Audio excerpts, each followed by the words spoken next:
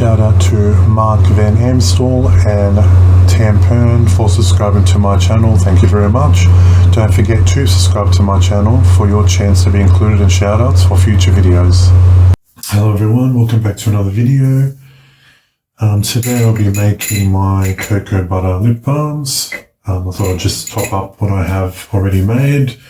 And if you've seen my video last week or the week before, depending on when I upload this video, so I will be uploading the aromatherapy body balms first, and then this will come after. I don't know when exactly, but if you've seen that video, I talked about shea butter and its graininess in body balms and lip balms. And a way to counteract that is by reducing the amount of shea butter in your recipe. And the reason why graininess does happen is because the chemical composition of shea butter have different melting points. So you can end up with, as it cools, certain parts of the shea butter will cool and harden and solidify before others. So that's why you get that separation / graininess, because it's not equally combined and solidified as it should be to maintain its structure.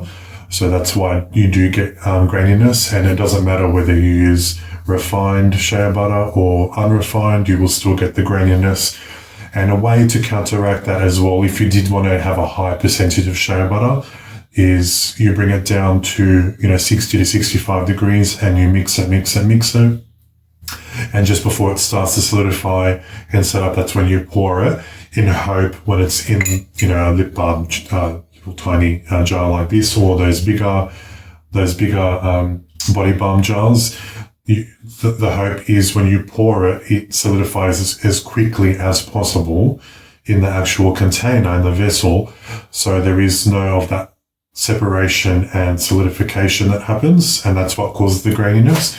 So even if you pour and everything's great and you use it, there is no graininess, the graininess can still happen after a few weeks or about a month, depending on the temperature that's surrounding the actual vessel itself. So if you're moving into summer in New South Wales and Sydney here, it does get very hot and very humid, and the ambient temperature can be well above 30 to 35 degrees. So the reason why it will happen later is in the actual jar, the lower melting point composition of the shea butter would shift and move around, and the graininess will form later. So that is a very strong possibility to happen with shea butter over time. So it might be perfect at the beginning, and then after a couple of weeks, the graininess will start to form. And sometimes you won't see it on the surface, and sometimes you will. So you won't see it until you actually get in and then you start using it and you feel the graininess.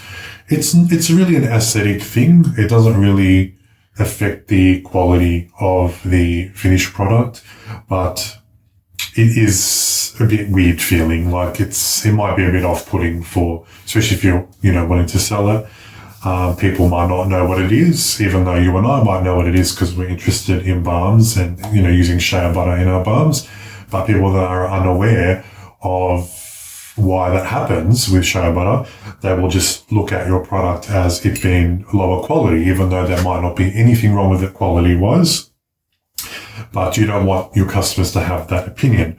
So the way I counteracted that is I just kept my shea butter below 10% of the recipe. And I believe for my body balm, it sits around 12%. So anything around between the 10 and 15% is okay. And it significantly reduces the likelihood of graininess occurring. Of course, it can still occur.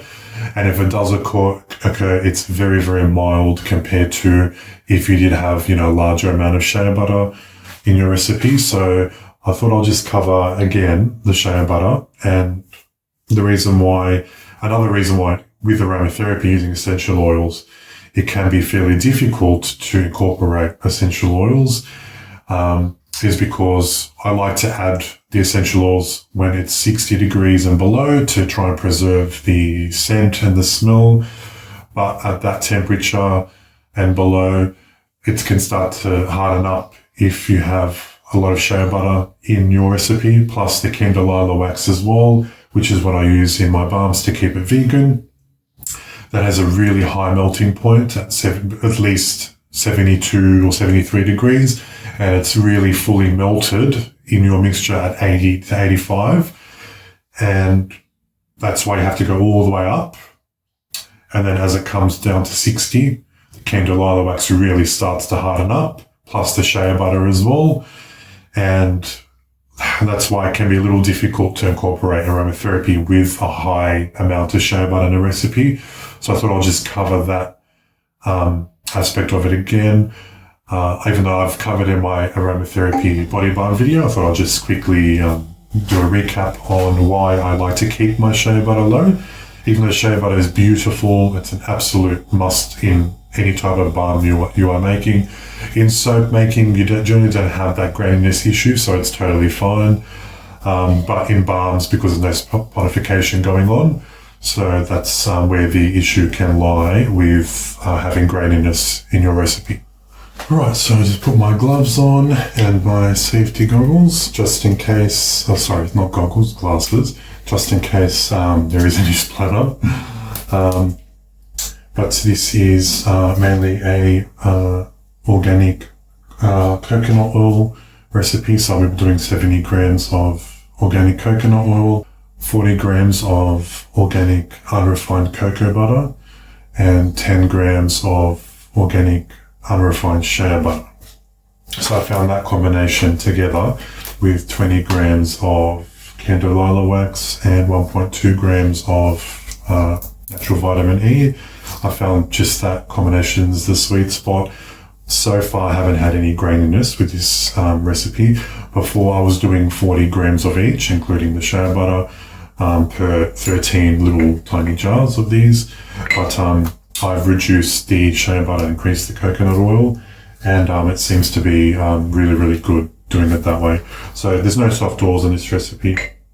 You don't need too much candelilla wax either, because overall the inputs in this recipe is quite hard and firm. And you don't want to put too much wax as well, because in containers, you just want to do that quick, and you want enough of it to go on your finger when you put it on your lips. But if you put in those tubes, you might want to up the candelilla wax probably to 30 or 40 grams. But for these ones, I do 20 grams. It seems to be the sweet spot. So I'm just going to weigh everything out, melt it on really low, and it'll take about half an hour to 45, which is totally fine. And then I will pour these off, and I will also show you how I package them. So as mentioned in my aromatherapy body balm video, I do my own labels and I cut them myself I use a scan and cut, the Brother scan and cut to do that for me. And I'll show you how I just put the labels on them and get them ready for sale. So stay tuned, and I'm just going to weigh everything out and speed it up and see you at the end.